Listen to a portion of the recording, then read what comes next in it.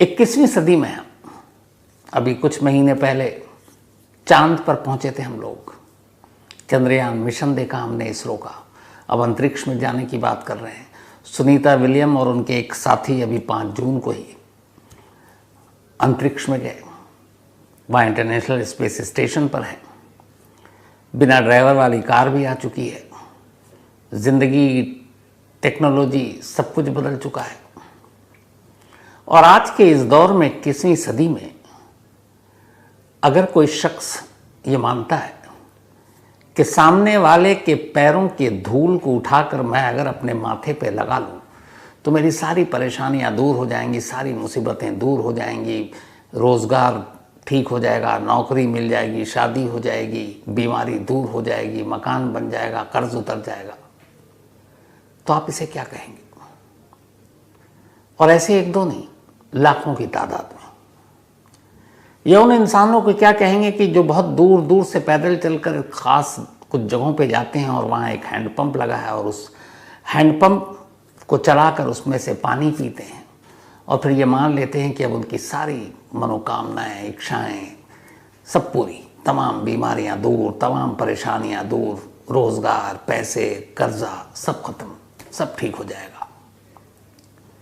तो ऐसे लोगों को क्या कहेंगे?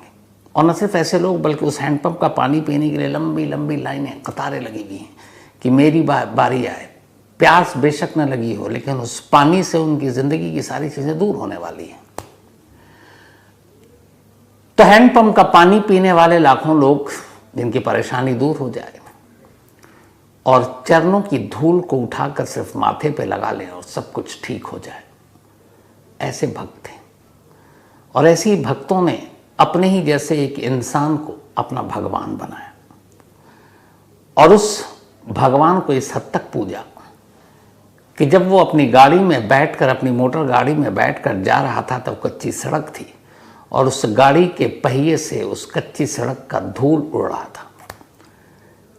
तादाद लाखों में थी और उस धूल को जो उड़ रहा है, उस उड़ती धूल को लोग मुट्ठियों में पकड़ पकड़ कर या उस पहिए के निशान को ज़मीन पे हाथ रख रख कर अपने माथे से सिर्फ लगा रहे हैं, इस उम्मीद के साथ कि अब उनकी ज़िंदगी से सारे गम, सारी तकलीफ़ें दूर हो जाएंगी।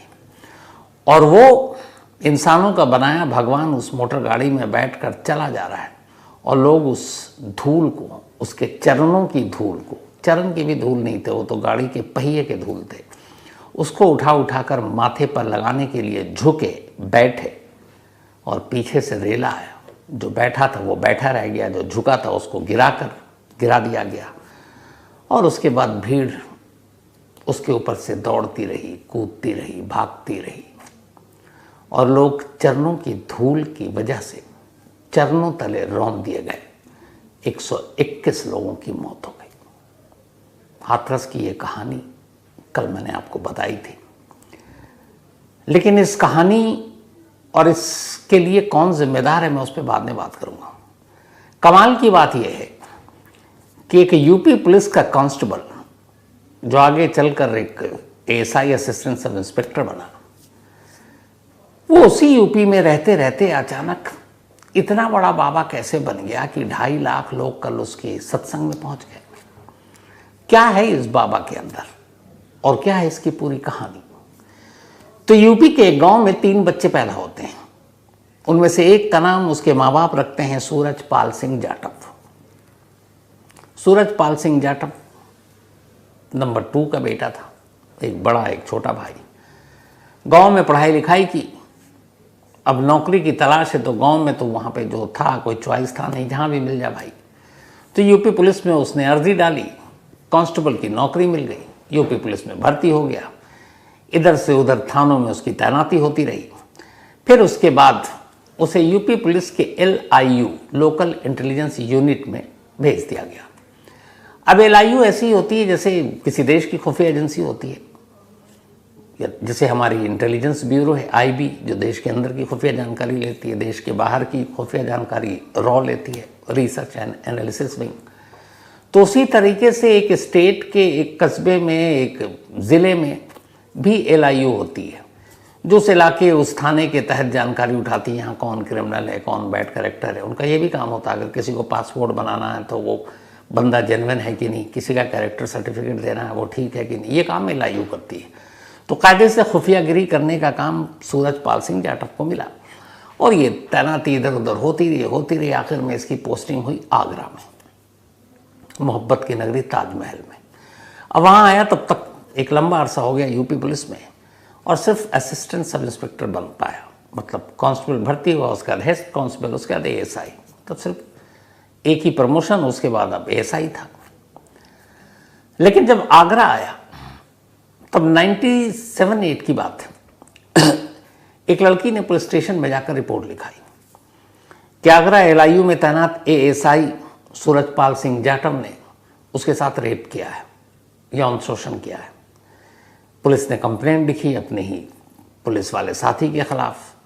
सूरजपाल जाटव को अरेस्ट कर लिया गया, जेल भेज दिया गया। इसके बाद मामला कोर्ट में गया, कोर्ट से बेल मिली, जमानत पर बाहर आया। इस दौरान में फिर उस पर ऊपर इल्ज़ाम लगा 5 अलग अलग जगहों से ज़मीन हथियाने का, उसमें भी मुकदमा चलता रहा। लेकिन फिर एक और मामला आया और उस मामले ने ही सारी चीज़ें बदल दी। तो हुआ यह कि जब इस रेप का इल्ज़ाम लगा सूरजपाल सिंह जाटव एक यूपी पुलिस के ASI पर, तो उसके बाद जब जेल गया, वापस आया, उसे लगा कि यार पुलिस की नौकरी में कुछ मिल नहीं रहा, जहाँ चाहता था पहुँच नहीं पाया, ऊपर से जेल भी हो आया। तो हटाओ ये सब, छोड़ो, कुछ नया करते हैं, कुछ अच्छा करते हैं। अब क्या करें अच्छा, बड़ा सोचा। उधर उसे मालूम था कि ये रेप का मामला है, नौकरी तो वैसे ही चली जाएगी। और जब वो जेल गया तो पुलिस ने उसको सस्पेंड भी कर दिया, यूपी पुलिस ने। अब वो अभी बेरोजगार भी है, मतलब इंक्वायरी चल रही है उधर, और ये है कि तय की नौकरी जाएगी। तो उसे लगा अब नौकरी पता नहीं मिले जाए क्या हो, कुछ और करते हैं। तभी उसने इधर आसपास देखा, ये 98 की बात है, 7 की। बहुत सोचा, फिर उसे लगा कि यार अपने देश में बाबा बहुत हैं और इनकी बाबागिरी की दुकान बहुत चलती है, तो क्या ना मैं भी बाबा बन जाऊं। बड़ा अच्छा धंधा है, ना इसमें पूंजी लगानी है, ना कुछ और करना है। बस इतने सारे दुखी परेशान लोग देश में पड़े हुए हैं, उनको कुछ यूं ही बेवकूफ़ बनाना है, भक्त तो आ ही जाएंगे। फिर उसने तय कर लिया कि मैं बाबा बनूंगा। अब उसके बाद बाबा बनने के लिए तो क्या किया जाए भाई, तो आगरा में उसका एक छोटा सा मकान था। अब वो इधर उधर से घूमकर आगरा के उसी मकान में आया और उसके बाद इसने अपना नाम बदल दिया। पहले इसने अपने माँ बाप का दिया नाम सूरजपाल सिंह जाटव, उन्हीं को लौटा दिया। कहा कि अब मैं सूरजपाल सिंह जाटव नहीं। अब उसने अपना नया नाम रखा और वो नया नाम रखा बाबा नारायण साकार हरि, हरि का भक्त। तो बाबा नारायण साकार हरि। अब नाम तो बदल लिया, पुराना नाम छोड़ दिया, लेकिन अब इतनी जल्दी बाबा कैसे बनेंगे भाई, अभी तो बहुत कुछ करना है। फिर उसे लगा कि मार्केट में जितने बाबा हैं सभी एक ही जैसे दिखते हैं, उन्हीं का वैसी चोला, बड़ी दाढ़ी। तो बोला यार इस भीड़ में, इस कंपटीशन में कहाँ उनके जैसा टिक पाऊंगा, तो कुछ डिफरेंट करते हैं। बिल्कुल वैसे ही जैसे कॉर्पोरेट कंपनी या कोई बिजनेस घराना सोचता है मार्केट में आए तो कुछ तो नया करो। तो इसने कहा कुछ नया करते हैं। क्या नया करें, कैसे करें? इसने कहा यार गेटअप ही बदल देते हैं। ये जो भक्त लोग सोचते हैं ना कि बाबा ऐसे ही दिखते हैं धोती कुर्ता में या सिर्फ धोती में, वही एक ही कलर, बढ़ी हुई दाढ़ी, बेतरतीब बाल। बोला नहीं, इस बार बाबा अप टू डेट होंगे एकदम टाइम के हिसाब से। तो कैसे होंगे अप टू डेट? उसने अपने बाबा के लिए अपने कपड़ों का कलेक्शन चुना, कलर चुना। उसने कहा ये वाले जो बाबा हैं ये बिल्कुल वेल सूटेड बूटेड होंगे। White coat, white pants, white shirt और नीले रंग की टाई। ये उसने अपने बाबा के गेटअप के लिए ये ड्रेस तैयार किया। अब उसके बाद इसी ड्रेस में सूट बूट टाई लगाकर आगरा के उस छोटे से मकान में उसने अपना पहला आश्रम बनाया। 97-8 की बात है। और वहाँ बैठा, अब क्या किया जाए, चलो गेटअप भी तैयार, बाबा बन भी गए। सूट बूट वाले बाबा पहली बार इंडिया में, बाकी बाबा सब पुराने हो गए थे।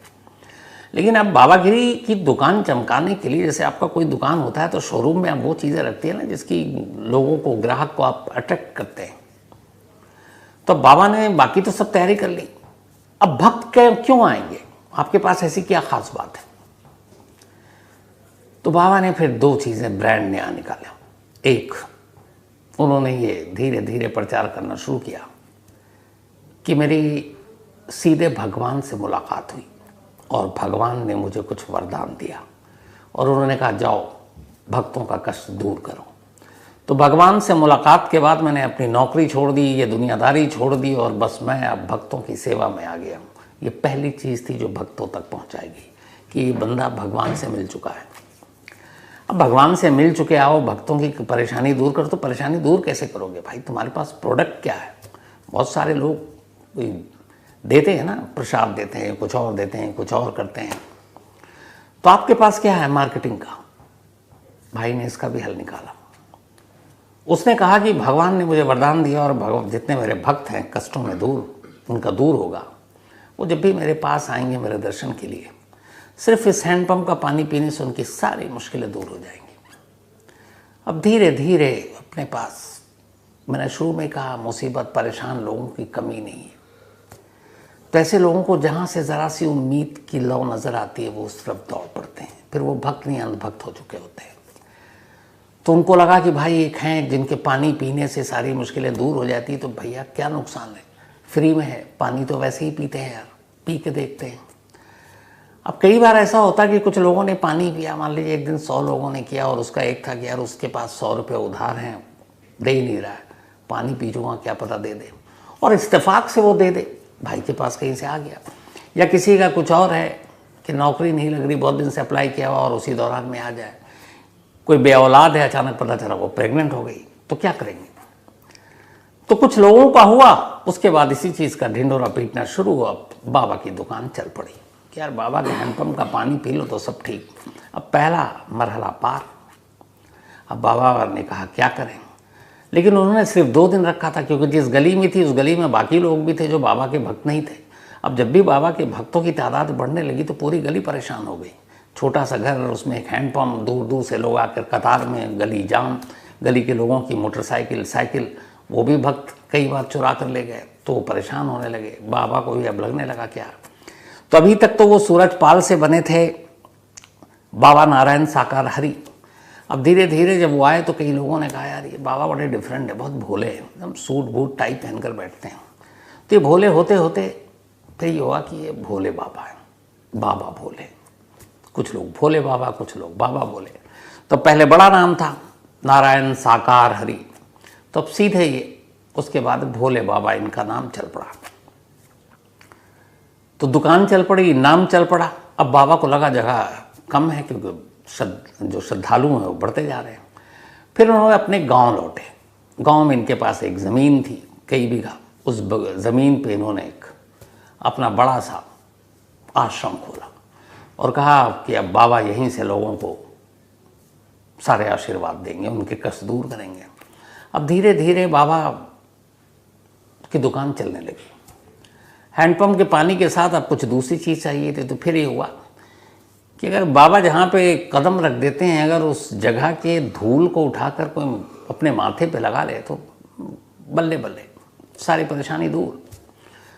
तो पानी तो मिल ही रहा था, अब साथ में चरणों की धूल भी मिल गई। अब लोग बाबा जहाँ बैठते या उठते जाते। अब धीरे धीरे बाबा का दायरा बढ़ रहा है। पहले हाथरस के आसपास, फिर आगरा, फिर यूपी, फिर उत्तराखंड, फिर दिल्ली, फिर राजस्थान, फिर बिहार, फिर एमपी। भक्त आने लगे क्योंकि मार्केट में नए बाबा आए थे, उनकी कहानियाँ सुनाई जाने लगी। अब बाबा को लगा कि ये अब बहुत सारे लोग बाबा के करीब तो जा नहीं सकते थे, तो क्या करें। तो बाबा गाड़ी में भी जा रहे हैं तो उनके पहिए के नीचे का भी धूल का मतलब है कि बस बाबा के ही चरणों के धूल थे। लोग बेतहाशा बाबा के पीछे। उधर इन सब के बीच बाबा का वो रेप वाला केस चल रहा है। फिर वो हाई कोर्ट पहुंचा, उनको बेल मिली, वो बेल पे बाहर है। और आज 2024 से, मैं आज की बात बता रहा हूँ, वो केस अब भी पेंडिंग है और इलाहाबाद हाई कोर्ट में। इन्हीं भोले बाबा का केस, एक यौन शोषण का केस। तो खैर अब बाबा की दुकान चल पड़ी। अब बाबा ने कहा अकेले कब तक बैठूं, बीच बीच में कुछ और भी होना चाहिए, जैसे कोई परफॉर्मेंस होता है तो एक मेन एक्टर सिंगर बाद में आता पर्दे पे, पहले साइड वाले आते हैं। तो इनकी एक मामी है, ये अपने साथ मंच पर उनको बिठाने लगे। हालांकि इनकी एक पत्नी भी है, नाम है कटोरी देवी, बट वो शायद उतना बोल नहीं पाती हैं। तो मामी को अब इन्होंने अपने साथ मंच पे बिठाना शुरू किया, कुछ ज्ञान वो भी देती। अब भक्तों का तांता लगने लगा। फिर इन्होंने कहा आश्रम से निकलना था अपने गाँव के। इन्होंने कहा कि अब जहाँ जहाँ मुझे भगवान कहेंगे मैं उन्हीं उन्हीं जगहों पे जाऊँगा सत्संग करने, और जहाँ से बुलावा आएगा। तो अब वो बुलावा पता नहीं किस ईमेल और डाक या लेटर से या मैसेज से व्हाट्सएप से आता था, पर बाबा ऐलान कर देते थे कि अच्छा अगले मंगलवार यहाँ, अगले शनिवार वहाँ। तो 2 ही दिन बाबा दर्शन देते थे। उस आगरा में भी वो मंगलवार देते थे और फिर शनिवार। लेकिन जब भीड़ बढ़ी, बाबा की दुकान बढ़ी, तो वो गांव आ गए, आश्रम खोल लिया। अब लेकिन उनके जाने के बावजूद आगरा का वो जो छोटा सा उनका पहली कुटिया थी, अब वो बंद। लेकिन युवा के भक्त तो वहाँ आते हैं, तो क्या करें। तो बेचारी जो ज़्यादातर अच्छा उनकी भक्त महिलाएं, तो महिलाएं आई, देखें कि ताला लगा हुआ घर में, बाबा तो है नहीं। वो अपने साड़ी के पल्लू से उस घर के आसपास की सफाई करती और चली जाती माथा टेक कर। ये बात बाबा तक पहुंची। उन्होंने कहा यह गलत है। फिर बाबा ने ऐलान किया कि हर मंगलवार और शनिवार को कुछ घंटे के लिए वो कुटिया खुलेगी, लोग आए, माथा टेकें, पानी पिएं हैंडपम्प का और जाएं, उनकी मुराद पूरी। तो वो सिलसिला चल पड़ा, अब भी जारी है। हर ट्यूसडे और सैटरडे को आगरा के उस छोटे से गली में अब लोगों का फिर से भीड़ जुड़ना शुरू हो गया। उधर बाबा अब अपने आश्रम से बाहर पैर फैलाना है, क्योंकि उनको ज़्यादा लोगों तक पहुंचना है, बिजनेस को ज़्यादा फैलाना है। तो उन्होंने कहा अब जहाँ भगवान कहेगा मैं वहीं सत्संग किया करूँगा, सिर्फ यहीं नहीं रहूँगा। उसके बाद हर ट्यूसडे और सैटरडे अब उन्होंने नए नए ठिकानों के बारे में ऐलान करना शुरू किया कि इस मंगलवार मुझे ऊपर से आदेश है कि हाथरस में करूँगा। पहुँच गया हाथरस में करने के लिए। अब हाथरस में करना था कल 2 जुलाई। तो इसकी कहानी क्या थी। तो कहीं पे भी आप जाते हैं, अब बाबा के भक्त बहुत बढ़ गए थे, तो आपको पुलिस प्रशासन सबसे कुछ ज़रूरी इजाज़त लेनी पड़ती है। तो बाबा के एक मुख्य सेवक वो पहुंचते हैं हाथरस में पुलिस स्टेशन में एक, और जाकर कहते हैं कि 2 जुलाई के दिन में बाबा का एक सत्संग है, तो हमें इजाज़त दे दीजिए। पुलिस कहती है ठीक है, कितने लोग आएंगे। वो कहते हैं 80,000। पुलिस इजाज़त दे देती है। उसके बाद बाबा सत्संग शुरू करते हैं। करीब 12:30 बजे वो पहुंचते हैं हाथरस के उस जगह पर। लेकिन उसके बाद और उसके पहले क्या होता है, मैं चाहता हूं कि मैं बोलूं तो क्यों ना आपको सरकारी ज़ुबान में ही सुना दूं, क्योंकि उस इलाके के एसडीएम और फिर उस इलाके की पुलिस ने जो एफआईआर दर्ज किया ना, उसमें पूरी कहानी है जो आप बेहतर समझ सकते हैं। फिर मैं आपको बताता हूँ। एसडीएम साहब ने एक रिपोर्ट दी है अपने डीएम हाथरस को, और डीएम हाथरस मतलब यूपी सरकार को। एसडीएम साहब क्या लिखते हैं पहले ये देखिए। ये एसडीएम है रविंदर कुमार। रिपोर्ट में लिखते हैं अपने बॉस डीएम को कि 2 जुलाई को नेशनल हाईवे नंबर 51 पर भोले बाबा का प्रवचन कार्यक्रम था।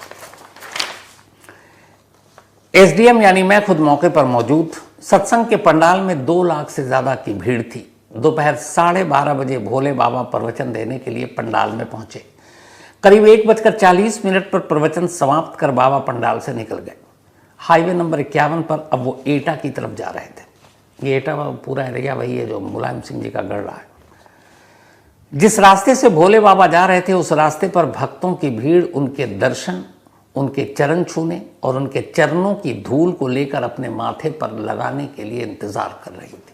ये एसडीएम ने लिखा। बीच रोड पर बने डिवाइडर पर भी बहुत सारे भक्त मौजूद थे। वो भोले बाबा के दर्शन के लिए डिवाइडर से अचानक कूद पड़े। भीड़ बाबा तक न पहुंच पाए, इसके लिए बाबा ने अपने पर्सनल सिक्योरिटी टीम रखी हुई थी, जिसको वो ब्लैक कमांडो कहते हैं। तो ब्लैक कमांडो और उनके निजी जो पर्सनल सुरक्षा कर्मचारी थे और सेवादार अलग से, ये लोग डंडा लेकर मौजूद थे ताकि उनके भक्त बाबा के, सोचिए भक्त भगवान के करीब ना आए, डंडा लेकर रुके हुए ताकि वो करीब ना आए। और उन लोगों ने फिर भीड़ को पीछे खदेड़ा। इत्तेफाक से उस सड़क, जिस सड़क से बाबा का काफिला गुजर रहा था, उसके बराबर में एक खेत में ढलान, और लोग गिरने लगे। और जब वो गिरे तो भीड़ एक के ऊपर एक गिरने लगी और उस गिरने की वजह से जो भी गिरा, आगे लिखते हैं, इसके बाद वो उठ नहीं सके और भीड़ उनके ऊपर से होकर भागने लगी। ये एसटीएम की रिपोर्ट है। अब इस केस की पहली एफआईआर दर्ज हुई कल रात 10:18 पर उसी हाथरस के एक पुलिस स्टेशन में, और इस एफआईआर में पूरी कहानी शॉर्ट में आपको जो इंपॉर्टेंट चीज है सिर्फ वो बताता हूं। एफआईआर की जुबानी, हादसे के करीब 8 घंटे के बाद रात 10:18 पर यह एफआईआर दर्ज की गई है। तो एफआईआर में लिखा है कि 2 जुलाई को सिकंदरा रऊ के फुलरई गांव के करीब जीटी रोड के पास गुरु साकार विश्वहरि भोले बाबा के सत्संग के आयोजन के लिए उनके मुख्य सेवादार देव प्रकाश मधुकर की तरफ से थाने को एप्लीकेशन मिली। कार्यक्रम में 80,000 लोगों के इकट्ठा होने की बात कही गई थी। उसी हिसाब से पुलिस प्रशासन ने इंतजाम किया, लेकिन 2 जुलाई को सत्संग के दौरान 2.5 लाख से ज्यादा भक्तों की भीड़ इकट्ठा हो गई, जिसकी वजह से जीटी रोड पर ट्रैफिक जाम हो गया। कार्यक्रम खत्म होने के बाद जब भोले बाबा अपनी गाड़ी में सवार होकर दोपहर करीब 2 बजे वापस लौट रहे थे, तभी महिला, पुरुष, बुजुर्ग, बूढ़े, बच्चे उनकी गाड़ी के गुजरने के रास्ते से धूल समेटना शुरू कर देते हैं। वही चरणों के धूल, ये एफआईआर में लिखा हुआ है कि धूल समेटना शुरू कर देते हैं। जीटी रोड की दूसरी तरफ लगभग 3 मीटर गहरे खेत में उस वक्त पानी और कीचड़ था। आयोजन समिति और भोले बाबा के सेवादारों ने हाथों में डंडे लिए हुए थे। डंडों से वो भीड़ को जबरदस्ती रोकने की कोशिश कर रहे थे, बाबा के करीब ना आए इसलिए, जिससे भगदड़ मच गई। भगदड़ के बाद बाबा के तमाम सेवादार, सिक्योरिटी गार्ड, आयोजनकर्ता सब भाग लिए।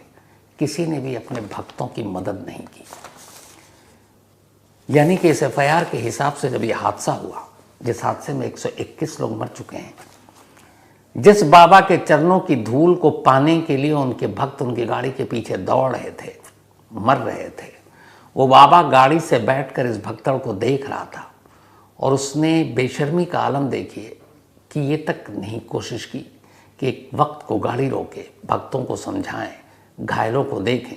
और बाबा की गाड़ियों में बहुत सारे काफला, उनके काफले में बहुत सारी गाड़ियाँ थी, उनके ब्लैक कैट कमांडो के, उनके सेवादारों के, उनके सिक्योरिटी के लोगों के, वो सारी गाड़ियाँ निकल गई। एक भी गाड़ी ने उन घायलों को, जिनमें से बहुत सारे लोगों की शायद जान बचाई जा सकती थी, पलट कर देखा नहीं।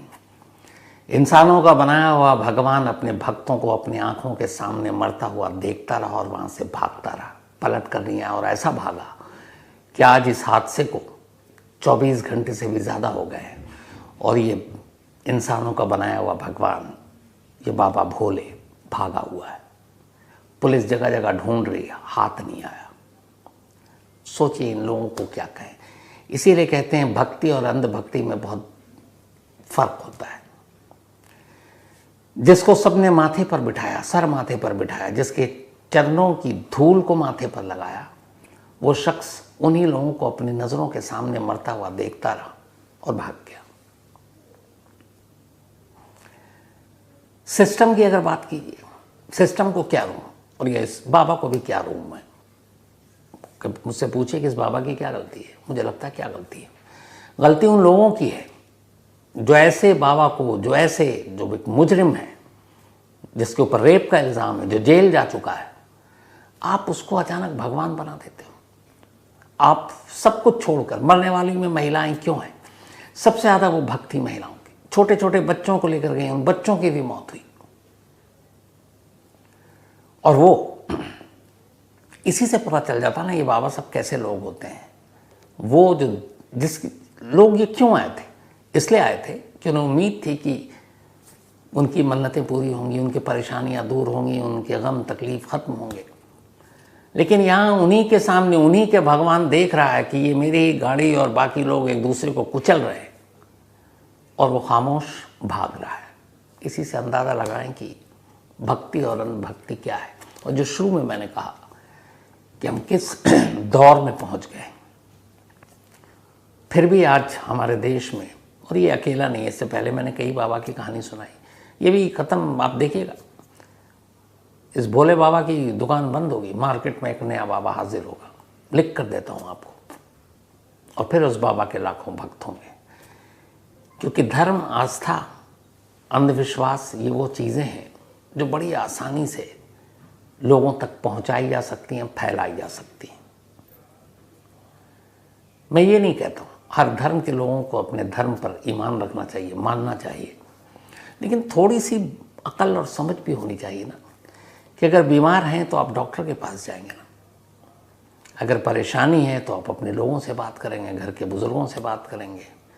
ये थोड़ी है कि कुछ भी हुआ चलो उठाकर चल दिया। और उस आदमी का आप ये देखिए, जो पुलिस में नौकरी किया, जो जेल गया, अगर वो इतना ही पहुंचा हुआ था तो पुलिस में ही सबसे पहले तो अपने ही ऊपर सारा फार्मूला आजमाता, वो हैंडपम्प का पानी और वो चरणों की धूल, खुद के चरणों की उठाता, माथे पे लगता है, क्या पता यूपी का डीजीपी बन जाता, डायरेक्टर जनरल ऑफ पुलिस।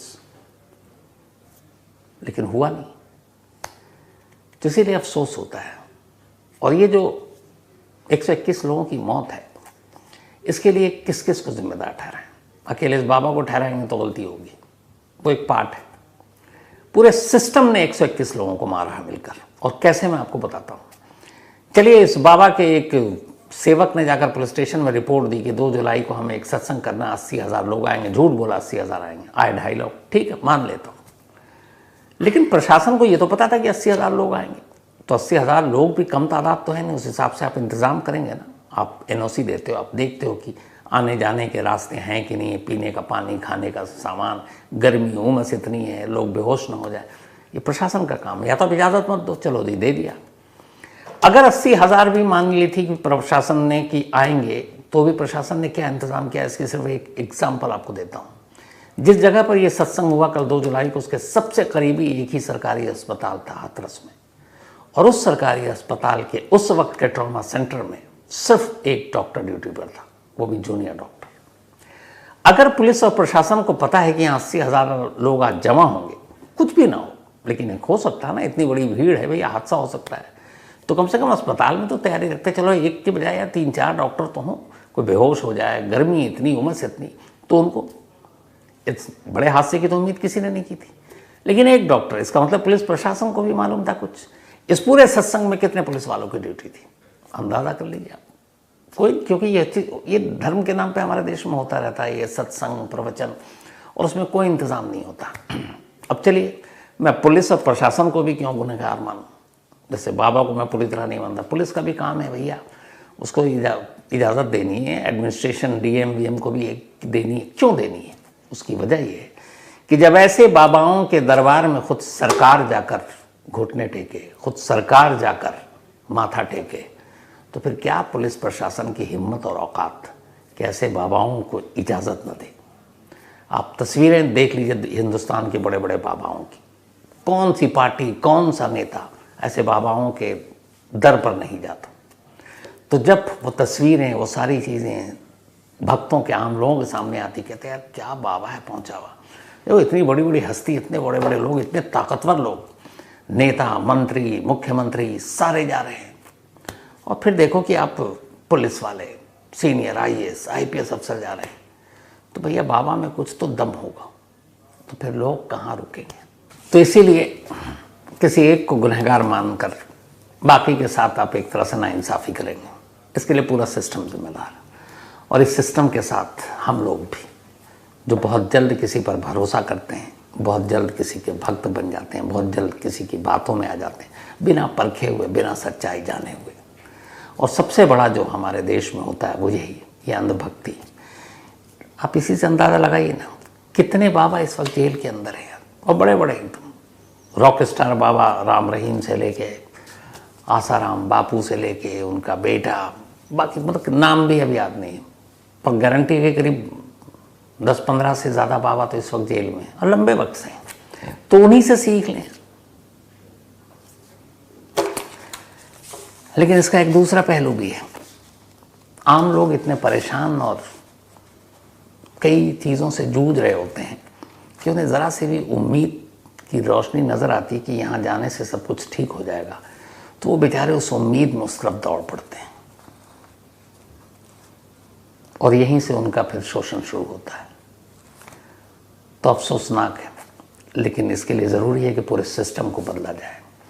ऐसी चीज़ों को लेके बहुत सारे कानून भी बनाए गए हैं, लेकिन पालन होता नहीं। और जो नेता कानून बनाते हैं वही फिर रास्ता भी देते हैं। ऐसे बाबाओं को पैदा करने का, ऐसे बाबाओं को उस मकाम तक पहुंचाते हैं और फिर उनकी दुकान भी चलवाते हैं। क्योंकि बाबागिरी की दुकान में चाहे कुछ हो ना हो, पैसे और जायदाद बहुत है। हमने यही सोचे कि जो आदमी बाबागिरी कर रहा है, जिसके साथ सीधे ऊपर वाले का कनेक्शन है, उसे मोह माया, ज़मीन जायदाद, पैसे, इन सब चीज़ों की क्या ज़रूरत है भैया? ये बिजनेसमैन का काम है। लेकिन आप किसी भी अपने देश के बाबा की प्रॉपर्टी उठा के देख लीजिए, ये करोड़पति वरोड़पति नहीं, छोटी चीज़ है वो तो, सब अरबपति, अरबों पति। तो ये थी आज की अफसोसनाक कहानी। ख़त्म करूँ उससे पहले वही सिलसिला अपना। आज माजिद खान, इनका बर्थडे है, तो हैप्पी बर्थडे माजिद।